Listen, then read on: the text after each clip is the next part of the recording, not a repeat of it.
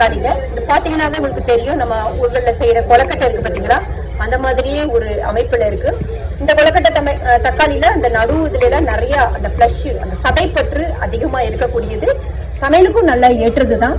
பொதுவா இப்ப வீட்டு தோட்டங்கள்ல மட்டும் இதை வளர்த்துட்டு இருக்கிறாங்க. இதெல்லாம் தாராளமா நம்ம கமர்ஷியலாவும் கொண்டு வரலாம். ஏன்னா கொஞ்சம் நல்லா கெட்டித்தன்மை இருக்கு, செல்ஃப் லைஃபும் வந்து இதுக்கு நல்லாவே உண்டுங்க. ஸோ இந்த தக்காளி எல்லாமே எடுத்துட்டு வரலாம். இதோடைய தோற்றம் நல்லா பிங்க் கலர்ல இருக்கும், சர்ப்பு நிறம்ல நல்ல பிங்க் டோன்ல இருக்கும். இந்த குங்கும கேசரி தக்காளி அந்த ரகங்கள் மாதிரியே இதுவும் அந்த பிங்க் டோன் வந்து நல்லா இருக்குங்க. இதுவும் சமையலுக்கு ஏற்றது, சதைப்பற்று அதிகமா உடையதும் கூட. காய்ப்பு திறன் எப்படி இருக்கு? காய்ப்பு நல்லாவே காய்க்குதுங்க, காய்ப்பு திறன் நல்லா இருக்கு.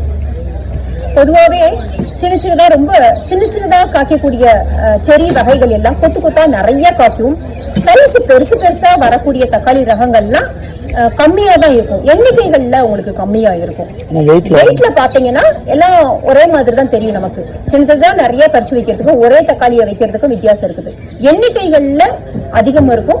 பெரிய தக்காளிகள் எல்லா வகைகள் எல்லாமே எண்ணிக்கைகள்ல குறைவா இருக்கும்.